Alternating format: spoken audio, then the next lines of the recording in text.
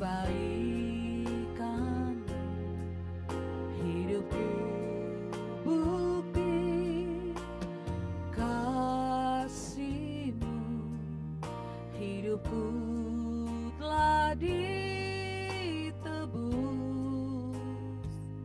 agar ku hidup bagi-Mu.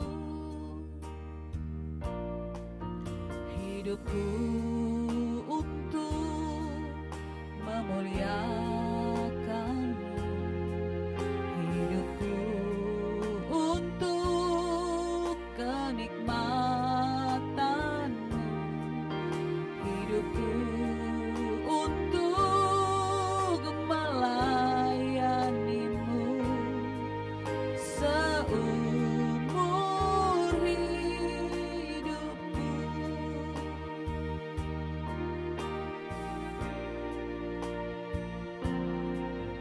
Hidupku bukti kebaikan-Mu, hidupku bukti kasih-Mu, hidupku telah ditebus agar ku hidup bagi-Mu.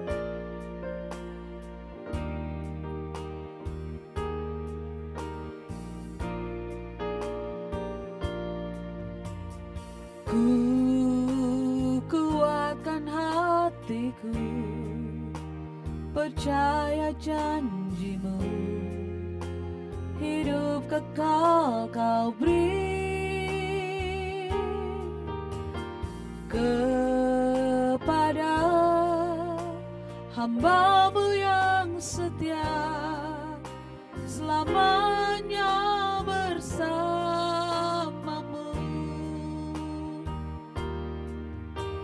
Kau beri pengharapan, suatu hari kan bertemu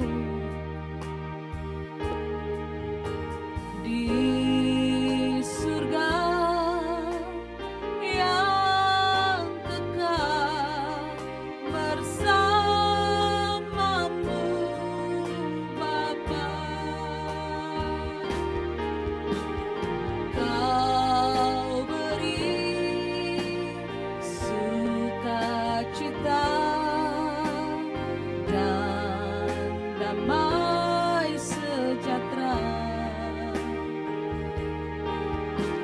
Allahku, kuatku, besertaku selamanya. Ku sembah Kau Tuhan, ku sembah Kau Tuhan. Nama-Mu dimuliakan dalam hidup dan matiku.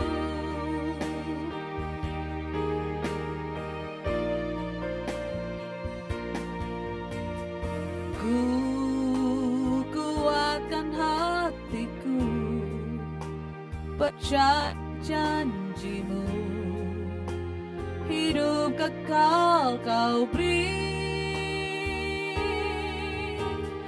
kepada hamba-Mu yang setia, selamanya bersamamu. Kau beri pengharapan, suatu hari kan bertemu di surga yang kekal bersamamu Bapa. Kau beri sukacita dan damai sejahtera. Allahku, kuatku, besertaku selamanya. Ku sembah Kau Tuhan, ku sembah Kau Tuhan. Nama-Mu dimuliakan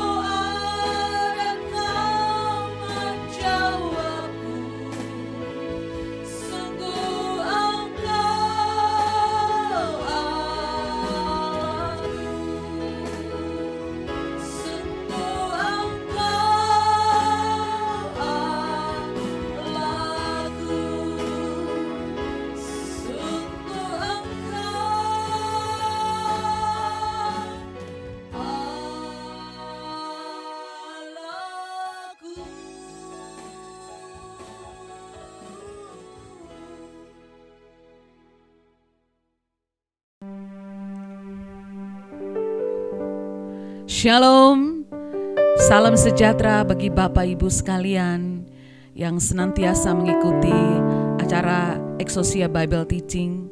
Senang kita berjumpa kembali dalam minggu ini, di hari ini, dan kita bersyukur penyertaan Tuhan selalu ada dalam kehidupan kita. Amin. Dan marilah kita mempersiapkan hati untuk beribadah kepada Tuhan, masuk dalam hadirat-Nya yang kudus, agar kehidupan kita semakin diubahkan dari hari ke hari. Kita akan nyanyikan pujian ini, Aku Memilih-Mu Tuhan.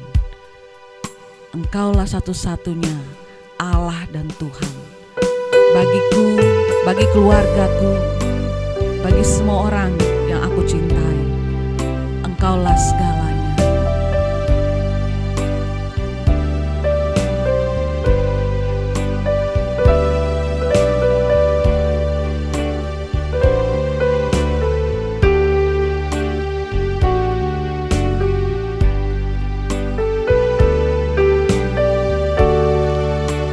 Aku memilih-Mu Tuhan, Kau segalanya bagiku.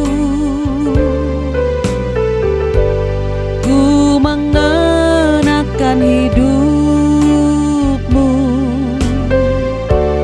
dalam setiap langkahku.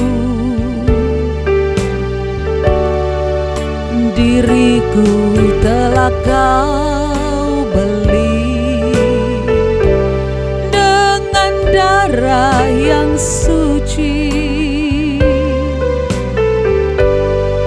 Hidupku yang sekarang ini bukannya aku lagi. Sekali lagi, aku memilih-Mu Tuhan. Aku memilih-Mu Tuhan, Kau segalanya bagiku. Ku mengenakan hidup-Mu dalam segala jalanku.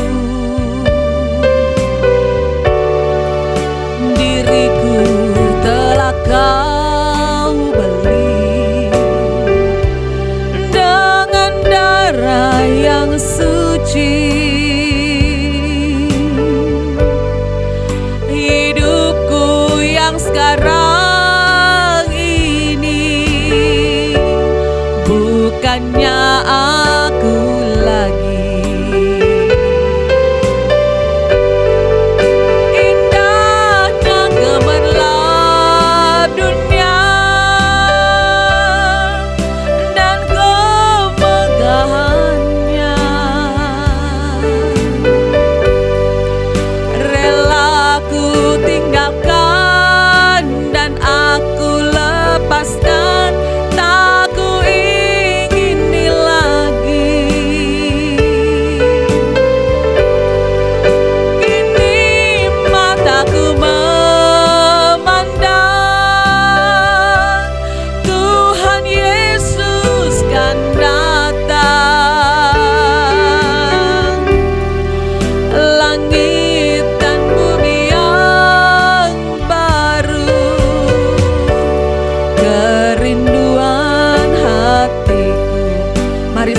Nyatakan di hadapan Tuhan, aku memilih-Mu Tuhan, Kau segalanya bagiku. Ku mengenakan hidup-Mu dalam setiap langkahku. Ini telah Kau beli dengan darah yang suci. Hidupku yang sekarang ini bukannya aku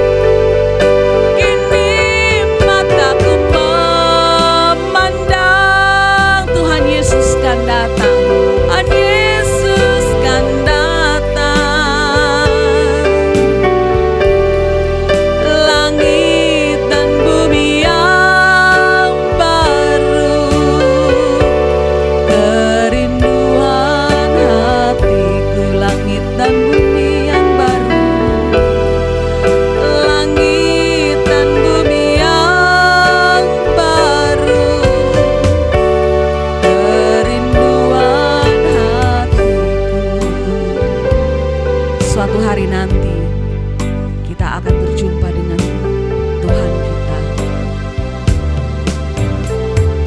Biar itu menjadi kerinduan kita. Amin Bapak Ibu. Kalau kita melihat bumi tempat kita berada sekarang, ini adalah sementara. Tetapi kita merindukan tanah air yang sebenarnya, rumah kita yang sebenarnya, langit baru dan bumi baru. Kalau kita memiliki pandangan seperti ini, maka kita akan menarik hati kita, menarik hidup kita ke atas. Seperti Paulus berkata, pikirkanlah perkara-perkara yang di atas. Karena perkara-perkara di atas itu adalah perkara-perkara yang membawa kemuliaan bagi Tuhan dan memberi kita kepastian bahwa Dia, Allah kita, sungguh benar-benar ada. Dan biarlah kita senantiasa merindukan itu dalam hati kita. Amin. Biar pujian ini boleh mengantar kerinduan kita kepada Allah, bahwa kita merindukan rumahnya yang abadi.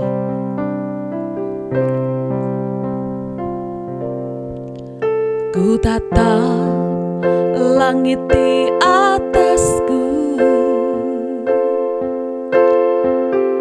ku lihat jutaan bintang yang terang. Ku tahu rumahku di salah satunya,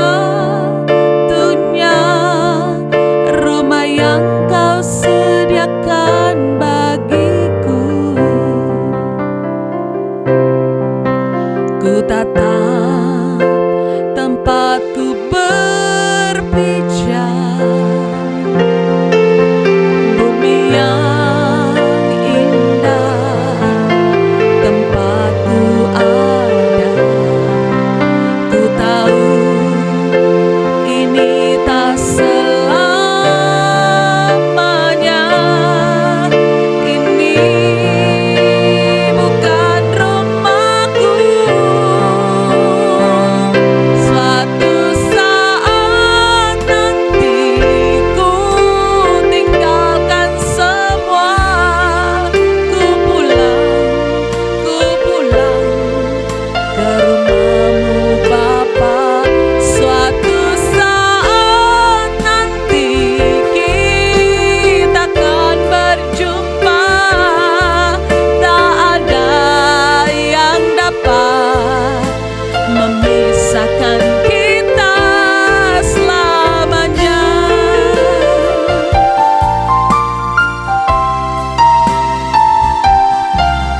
Ku tatap langit di atasku, ku lihat jutaan bintang yang terang. Ku tahu rumahku di salah satunya, rumah yang Kau sediakan bagiku. Ku tatap tempatku berpijak, bumi yang indah tempatku ada. Ku tahu ini tak selamanya, ini bukan rumahku. Suatu saat nanti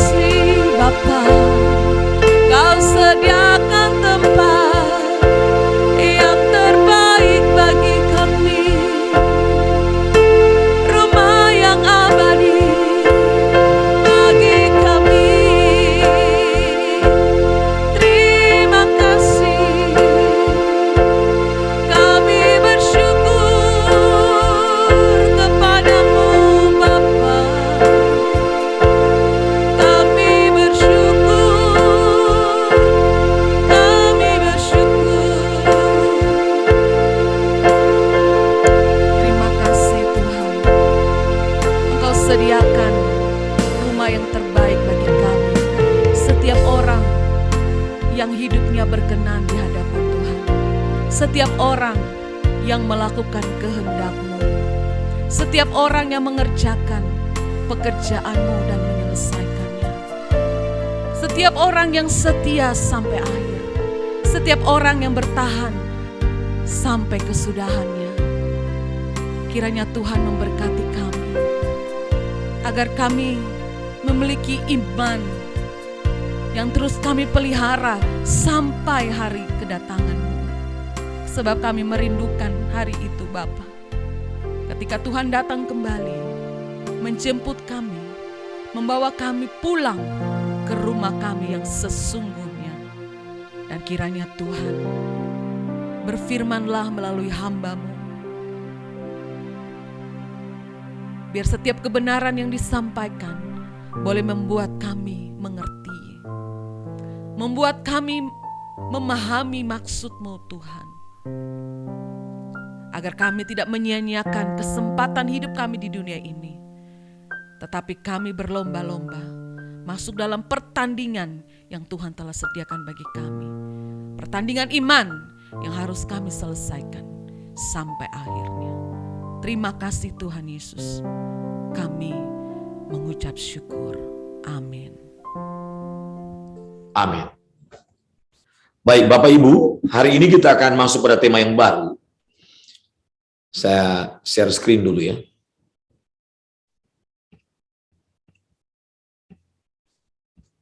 Jadi hari ini kita masuk pada tema yang baru Bapak Ibu. Persiapan kedatangan Tuhan. Tapi untuk beberapa pertemuan, mulai pertemuan hari ini dan seterusnya, saya akan mengawali dengan membahas strategi iblis membinasakan manusia menjelang kedatangan Tuhan. Jadi sekali lagi, subtema pada beberapa pertemuan mulai dari hari ini adalah strategi iblis membinasakan manusia menjelang kedatangan Tuhan. Nah, mari kita mulai.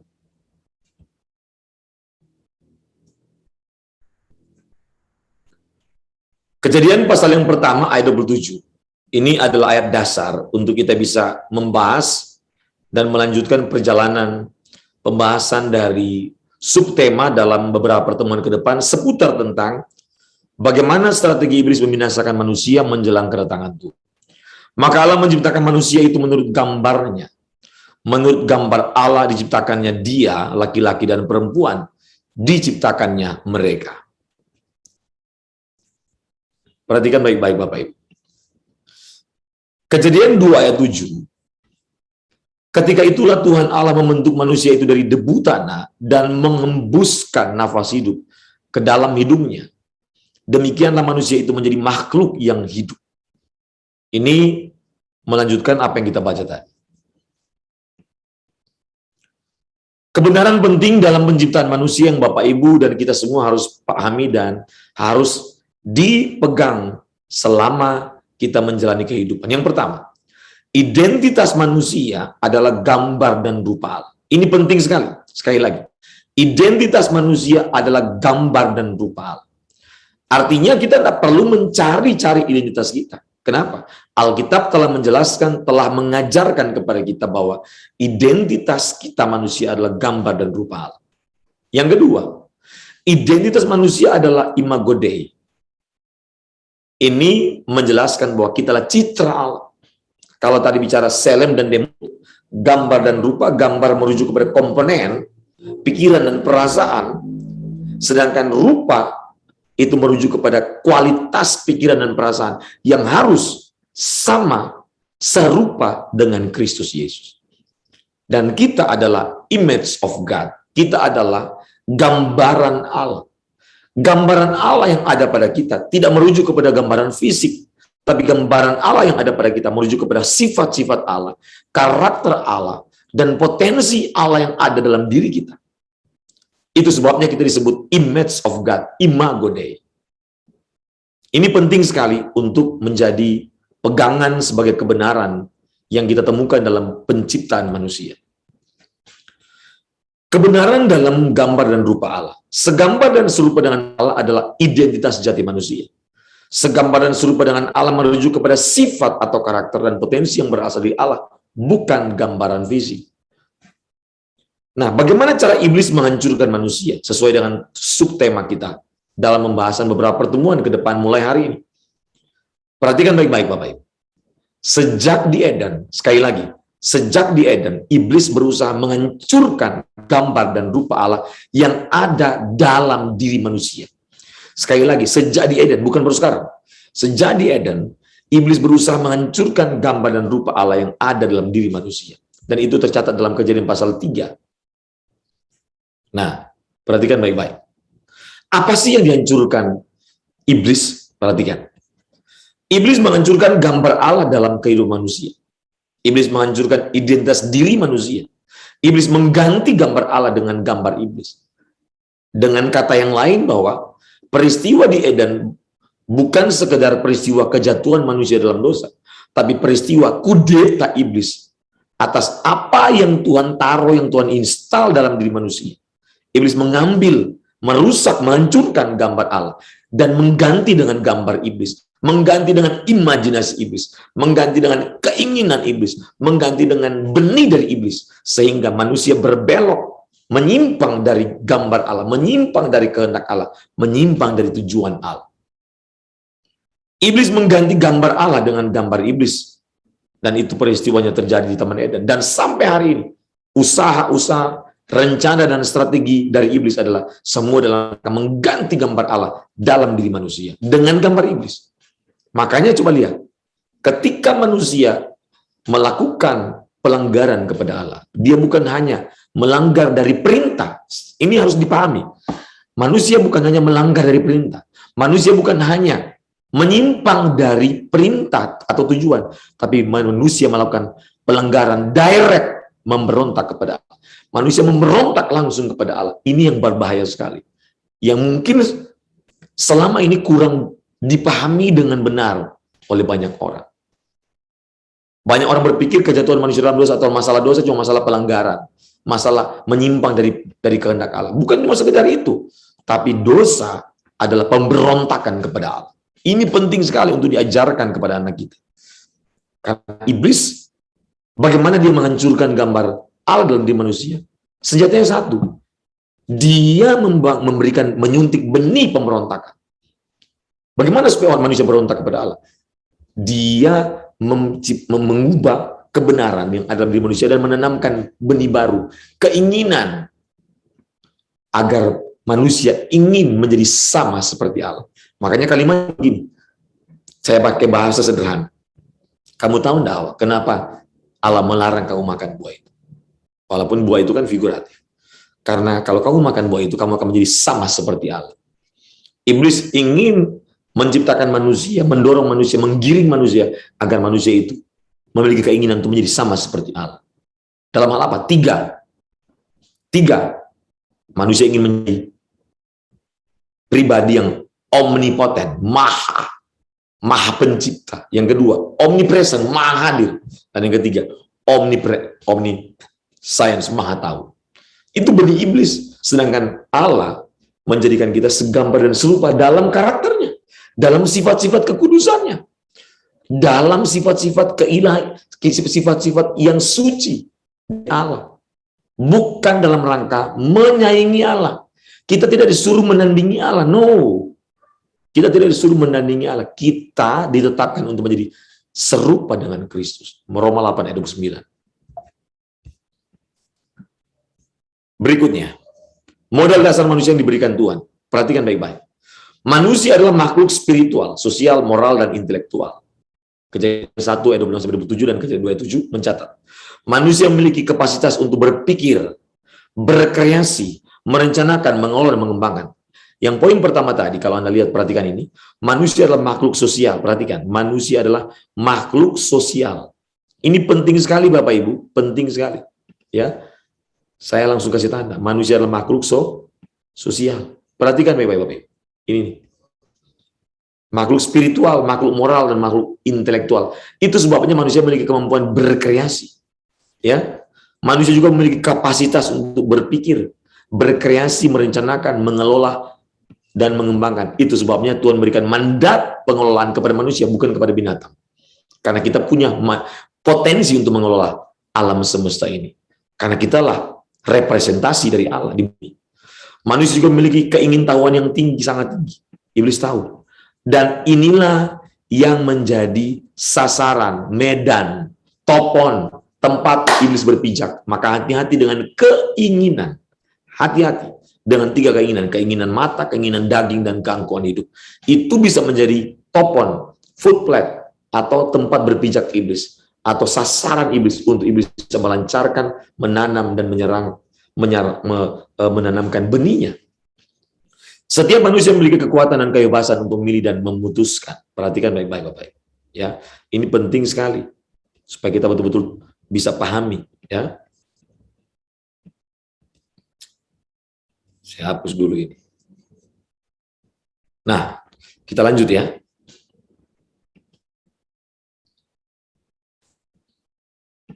Oke. Berikutnya, pemahaman dasar kehidupan manusia. Kehidupan manusia berasal dari Allah. Saya sudah baca tadi ayatnya. Tidak perlu diragukan lagi. Tuhan memberikan roh. Perhatikan. Roh yang dapat menjadi modal kehidupan. Disebut ruah dalam bahasa Ibrani. Dan juga kesadaran. Disebut neshama dalam bahasa Ibrani. Itu Tuhan berikan kepada manusia. Modal. Ya. Yang berikutnya, Tuhan merancang manusia untuk hidup kekal. Tuhan merancang manusia untuk menjadi representasi Tuhan di bumi dan mengekspresikan karakter Allah dalam seluruh bagian kehidupan. Kesadaran manusia adalah modal dasar untuk menjadi makhluk yang bertanggung jawab. Ingat kata kuncinya, bertanggung jawab. Kenapa manusia bisa menjadi bertanggung jawab? Karena ada moral. Kenapa manusia bisa punya moral? Karena ada kesadaran. Ini harus diingat. Kesadaran akan membuat manusia itu memiliki kesadaran bahwa oh dia ini tahu mana yang baik, mana yang jahat. Maka ketika tahu mana yang baik dan jahat, dia juga akan sadar, saya punya tanggung jawab sebagai manusia. Ya. Manusia dirancang untuk menjadi makhluk yang bertanggung jawab. Kesadaran manusia adalah, oh sudah tadi. Perhatikan, Filipi pasal 2 ayat 13-16. Hai saudara-saudaraku yang kekasih, kamu senantiasa taat. Karena itu tetaplah kerjakan keselamatanmu dengan takut dan gentar. Ini tanggung jawab. Perhatikan Bapak, ini tanggung jawab ya. Bukan saja seperti waktu aku masih hadir, tetapi terlebih pula sekarang waktu aku tidak hadir. Jadi ini tanggung jawab. Diminta kerjakan keselamatan. Tidak bisa hanya percaya di kognitif, percaya di pikiran, tapi perbuatannya nggak jelas. Perbuatannya tidak sesuai dengan kepercayaan dalam pikirannya. Itu bukan iman. Itu bukan keselamatan. Bukan saja seperti waktu aku masih hadir, tapi terlebih pula sekarang waktu aku tidak hadir. Ya. Ayat 13. Karena Allah lah yang mengerjakan di dalam kamu baik kemauan maupun pekerjaan menurut kerelaannya. Lakukanlah segala sesuatu dengan tidak bersungut-sungut dan berbantah-bantahan. Ayat 15. Supaya, ini perhatikan baik-baik, kamu tiada beraib dan tiada bernoda sebagai anak-anak Allah yang tidak bercelah di tengah-tengah angkatan yang bengkok hatinya dan yang sesat ini. Sehingga kamu bercahaya di antara mereka seperti bintang-bintang di dunia. Ingat, ini adalah masa di mana kita juga menghadapi situasi yang sama seperti yang dikatakan Paulus. Angkatan yang ada sekarang adalah bengkok hatinya. Dan saudara tahu, kita sekarang sedang berada di era postmodern dengan filsafat zaman namanya post-truth. Mengerikan Bapak Ibu. Kalau kita tidak hati-hati. Ya, sehingga kamu bercahaya di antara mereka seperti bintang-bintang di dunia. Tuhan tidak hanya menempatkan kita tanpa tujuan. Tuhan menempatkan kita dengan tujuan agar, perhatikan, kita bercahaya di antara mereka seperti bintang-bintang. Siapakah mereka? Angkatan bengkok hatinya. Jadi, sekali lagi, siapakah mereka? Mereka yang bengkok hatinya, yang generasi yang bengkok hatinya. Kita harus bercahaya. Maka kita harus hadir sebagai bintang yang memiliki cahaya untuk dapat menuntun mereka kepada jalan kebenaran. Ayat 16. Sambil, nah bagaimana caranya bercahaya? sambil berpegang pada firman kehidupan, agar aku dapat bermegah pada hari Kristus, bahwa aku tidak percuma berlomba dan tidak percuma bersusah-susah. Itu kata Paulus. Nah, apa yang Alkitab katakan terhadap model karakter manusia di akhir zaman ini, di tengah angkatan yang bengkok hatinya? Bagaimana? Coba kita lihat, ya. 2 Timotius pasal 3 ayat 1-5. Ketahuilah bahwa pada hari-hari terakhir akan datang masa yang sukar, sudah terjadi. Ayat 2, manusia akan mencintai dirinya sendiri, terjadi, dan menjadi hamba uang. Makanya orang sekarang lebih cinta uang daripada keluarga. Lebih cinta uang daripada nyawanya. Kenapa? Dia tidak pusing dengan masalah keselamatan dan hidup kekal dan sorga. Dia akan fokuskan bagaimana memuaskan dirinya, mencari uang sebanyak mungkin. Dia melupakan hal yang paling penting, yaitu apa? Keselamatan jiwa. Terjadi. Bahkan sekarang orang yang menjadi korban dari tipu-tipu, ya, bisnis tipu-tipu, itu banyak sekali. Anda sudah lihat kan di internet, YouTube terlalu banyak itu. Ayat yang ke-6, ayat yang ketiga, mereka akan membual dan menyombongkan diri, mereka akan menjadi pemfitnah. Sudah terjadi, ya, banyak bualan mereka di medsos. Mereka akan berontak terhadap orang tua yang menyombongkan diri. Lihat, pamer-pamer, ya, dia pamerkan dia. Ternyata saya baru tahu juga banyak mobil-mobil bagus yang mereka pamerkan. Ternyata bukan mobil mereka. Mereka itu hanya pinjam di showroom untuk membuat konten-konten seolah-olah itu dia baru beli. Padahal ternyata saya baru dapat video kiriman. Oh, ternyata itu pinjam, bukan beli. Bayangkan tuh. Waduh. Mereka akan berontak terhadap orang tua dan tidak tahu berterima kasih, tidak mempedulikan agama. Tidak tahu mengasihi, tidak mau berdamai, suka menjelekkan orang, tidak dapat mengekang diri, garang, tidak suka yang baik. Ini zamannya. Tidak tahu mengasihi, ya sudah. Suka mengkhianat, tidak berpikir panjang, berlagak tahu, lebih menuruti hawa nafsu daripada menuruti Allah. Kalau kita dalam keadaan begini, Tuhan datang, pasti binasa kita. Ya, coba kita lihat yang sebelumnya. Tidak tahu mengasihi, tidak mau berdamai, keras kepala, suka menjelekkan orang, ketemu cuma jelekin. Ya. Gosip terus. Mulutnya itu penuh dengan gosip. Gatal kalau nggak bergosip dia. Ya. Tidak dapat mengekang diri, garang. Dia yang salah, dia marah duluan. Dia yang lebih galak, padahal dia yang salah. Kalau Anda lihat, bawa motor, mobil, dia yang salah, ketika kita baru mau tegur, dia sudah marah duluan sama kita. Nah itu. Ini manusia-manusia akhir zaman. Tidak suka yang baik. Ya. Mengkhianat. Makanya perceraian banyak sekarang. Ini perceraian di mana-mana sekarang, Bapak Ibu. Tidak berpikir panjang, langsung ambil keputusan pendek. Ya. Berlagak tahu, padahal belum tahu banyak. Atau cuma setengah tahu, dianggap dia paling tahu. Lebih menuruti hawa nafsu daripada menuruti Allah. Itu pemberontak. Manusia memberontak. Ya, spiritnya Nimrod sekarang mulai banyak di mana-mana. Ya, kita harus tahu spirit apa yang membinasakan manusia sekarang. Perhatikan baik-baik. Secara lahiriah, perhatikan ya, mereka menjalankan ibadah mereka, tetapi pada hakikatnya mereka memungkiri kekuatan. Coba kita cek, jangan sampai kita seperti mereka. Mungkin tidak semua dari karakter-karakter buruk tadi itu, karakter jahat. Mungkin dari 10 yang saya bacakan tadi, atau 9, mungkin ada 2 atau 3. Segera bereskan. Segera bereskan. Mungkin kita itu tidak jahat, tidak membual, tapi kita cinta uang. Bisa. Atau kita mungkin tidak cinta uang, kita memberontak sama orang tua. Bisa aja. Cek, harus cek, segera cek. Secara lahiriah mereka menjalankan ibadah mereka, tetapi pada hakikatnya mereka memungkiri kekuatannya. Mereka ibadah, tapi mereka itu hanya menjalankan ibadah, tapi mereka memungkiri hakikat ibadah. Jauhilah mereka itu. Ya. Mari kita lanjut. Iblis butuh media untuk mewujudkan mimpinya. Tadi kan topik tema kita itu. Media teknologi menjadi alat iblis untuk menghancurkan manusia. Setiap zaman memiliki media, setiap zaman memiliki spirit dan gairah yang membinasakan. Catat itu. Setiap zaman memiliki media. Media di zaman 50 tahun lalu berbeda dengan sekarang. Media yang 30 tahun lalu berbeda dengan sekarang. Media yang 20 tahun lalu berbeda dengan hari ini. Setiap zaman memiliki spirit. Ingat, spirit. Apa itu spirit? Ya. Ketika Anda ketemu orang, ya, maka Anda bisa merasakan spiritnya, semangatnya. Anda bisa merasakan gairahnya. Anda bisa merasakan orang ini orang yang cinta Tuhan atau tidak. Orang ini matre atau tidak. Akan kita bisa cium, kita bisa rasa. Orang ini tulus atau tidak, itu spirit. Orang ini pembohong atau tidak, kita bisa rasa. Ya. Setiap zaman memiliki spirit dan gairah yang membinasakan. Setiap zaman memiliki senjata penghancur manusia, hoax atau dusta, untuk mengganti dan menghilangkan kebenaran dari muka bumi. Penting sekali untuk diperhatikan ini Bapak Ibu. Ya. Ini zamannya, di mana kebenaran mulai digeser.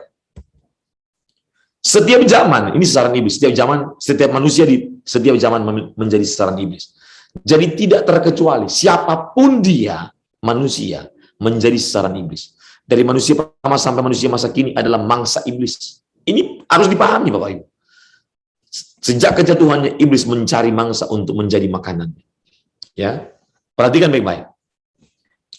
Tidak terkecuali, Alkitab mencatat bahwa sejak manusia pertama, Adam dan Hawa, manusia di zaman Abraham, manusia di zaman Yusuf, manusia di zaman Musa, manusia di zaman rasul-rasul, banyak yang dikorban keganasan iblis. Termasuk, perhatikan baik-baik, termasuk adalah Yudas Iskariot. Apa kurangnya Yudas? Yudas adalah salah satu murid dari Tuhan Yesus. Yudas juga adalah bendahara yang diangkat Tuhan Yesus. Yudas juga orang yang dekat dengan Yesus. Kemana-mana pelayanan Yudas ikut. Walaupun sering menghilang. Ternyata waktu dia menghilang, tidak ikut serta. Dia itu mencuri uang, bayangkan. Padahal hampir tiap hari itu berjalan dengan Yesus. Siapa kita gitu? Yudas aja yang berjalan dengan Yesus itu bisa jatuh. Keinginannya bisa tergoda oleh bujukan iblis. Kenapa? Ada media uang yang ditawarkan. Sekarang cek. Media apa yang bisa menghancurkan kita? Maka pengecekan paling sederhana adalah kita tahu kelemahan apa yang ada pada kita yang bisa menjadi pintu masuk, celah dari iblis bisa masuk. Macam-macam. Mungkin ada yang kelemahannya hobi main game, hobi nonton drama Korea, hobi nonton film-film di Netflix, hobi nonton bola, tinju, macam-macam. Media itu bisa menjadi tempat untuk iblis senjata untuk iblis bisa menjatuhkan saya dan saudara. Dia bisa menjerat, mengikat kita. Makanya banyak pendeta yang kecanduan apa? Bola. Kecanduan bola, kecanduan narkoba, kecanduan video porno. Pendeta aja bisa begitu, apalagi jemaat. Ya. Jadi tidak orang bisa menjadi sasaran. Setiap pagi ikut doa pagi terus malam. Itu adalah jaring penyelamat. Kalau kita tidak mengikuti, tidak membangun kehidupan doa, itu sulit kita menjaga kehidupan yang suci melalui pikiran yang suci, perasaan yang suci, kehendak suci, gairahnya suci, hasratnya suci. Susah kita jaga. Karena tiap hari itu kita pegang ini barang-barang begini, kapan saja bisa nongol yang jorok-jorok. Kapanpun kita bisa emosi, bisa marah. Kapan saja bisa kita jatuh. Maka kita harus terus memeriksa diri di hadapan Tuhan. Kalau kita harus periksa ini media yang bisa menjatuhkan saya apa? Setelah saya ini yang bisa buat saya jatuh apa? Kelemahan saya apa? Bersimulasi di hadapan Allah tiap hari. Bersimulasi Tuhan, apalagi yang saya belum beres. Saya terus seperti itu. Bapak Eras mengajarkan itu, kita terus-menerus. Ini gimana Tuhan? Saya apalagi? Waduh, saya tadi nggak boleh seperti ini. Wah, saya salah. Wah, saya salah. Saya salah ini, salah itu. Tuhan ampuni saya. Terus berbenah diri, berkemas-kemas. Persiapan kedatangan Tuhan itu yang menentukan. Bukan harus cari tahu kapan Tuhan datang. No. Yang paling penting persiapan menjelang hari kedatangan Tuhan. Bukan harus tahu kapan Tuhan datang. Peringatan keras, perhatikan. Peringatan bagi kita semua terkait tipu muslihat iblis. Perhatikan ya.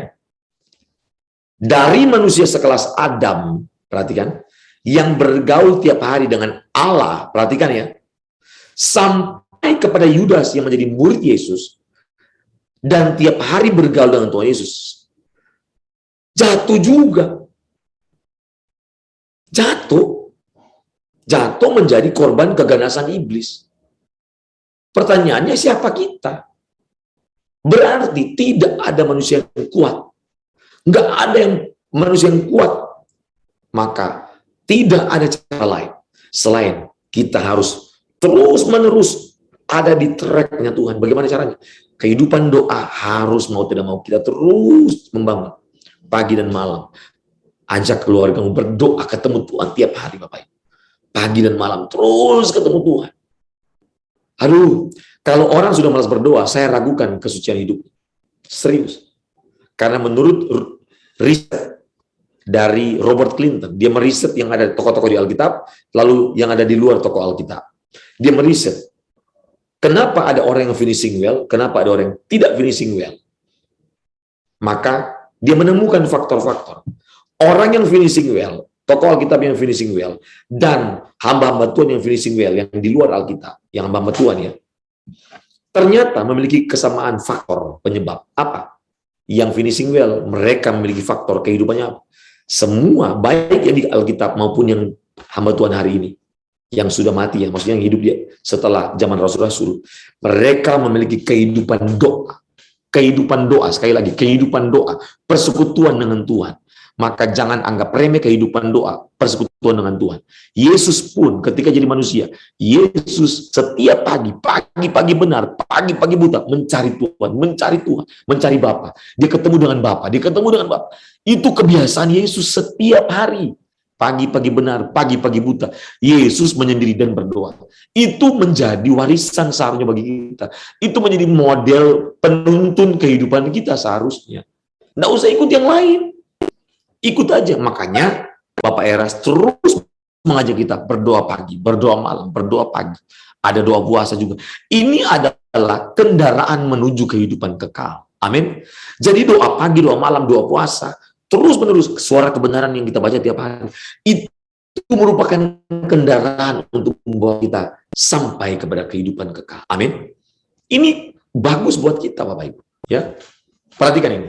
Strategi iblis dari era Taman Eden sampai era postmodern. Minggu depan saya akan bahas tuntas. Pertama, kebenaran murni digeser menjadi kompromi, jadi kebenaran tidak murni. Dari kebenaran dari kompromi mereka mulai menawarkan, nggak ada gua enggak, bagi saya enggak. Setelah itu mereka mengganti dengan ketidakbenaran. Ketidakbenaran menjadi kebenaran. Bayangkan ini. Waduh, betapa jahatnya iblis ini. Lalu terakhir dengan apa? Target terakhir. Kebenaran dihilangkan dari muka bumi. Anda bayangkan nggak? Bayangkan. Ini perhatikan. Bagi orang tua, bagi guru. Anda bayangkan khusus bagi orang tua. Anda bayangkan anak-anakmu 10 tahun ke depan, ketika dia kuliah, di kampusnya tidak ada kebenaran. Ketika dia kerja di tempat pekerjaan, tidak ada kebenaran. Orang-orang nggak hidup benar. Dia mau cari di mana? Anda bayangkan ketika dia ada di masyarakat, dia susah menemukan kebenaran. Ada tapi sedikit. Anda bayangkan nggak siswa kita, anak-anak kita, kalau orang tuanya nggak benar, di rumah saja ternyata anak-anak tidak menemukan kebenaran. Anda bayangkan, itu mengerikan. Saya selalu ngomong, kita boleh kehilangan barang apa saja, tidak harus kehilangan. Tapi apapun kita kehilangan, perhatikan, kita boleh kehilangan barang, tapi kita tidak boleh kehilangan kebenaran. Sekali lagi, kita boleh kehilangan barang, tapi kita tidak boleh kehilangan kebenaran, karena kebenaran itu adalah warisan abadi kekekalan yang Tuhan berikan kepada kita. Kita boleh kehilangan pasangan, maksudnya pacar. Kita boleh kehilangan pacar. Kita boleh kehilangan teman, sahabat. Tapi kita tidak boleh kehilangan Kristus yang adalah kebenaran itu. Amin. Mari kita berdoa. Bapa, hamba sudah selesai berbicara. Minggu depan hamba akan melanjutkan dalam EBT seri yang kedua untuk tema ini.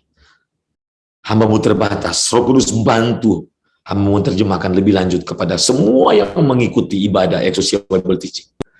Bantulah mereka, Bapak. Roh Kudus tolong jamah mereka. Dan berkatilah setiap orang yang mengikuti ibadah di sini.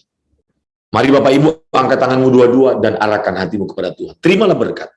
Berkat dan anugerah daripada Allah Bapa, cinta kasih daripada Tuhan kita Yesus Kristus, tuntunan pertolongan, perlindungan, pemeliharaan yang sempurna dari Roh Kudus menyertai kita mulai sore ini sampai Tuhan Yesus datang pada kali yang kedua, menjemput kita orang-orang saleh untuk pulang ke rumah Bapa yang di sorga, yaitu Bapa kita semuanya, agar kita memerintah bersama Kristus di kerajaan surga selama-lamanya. Dalam nama Yesus. Amin. Terima kasih Bapak Ibu, Tuhan memberkati. Shalom.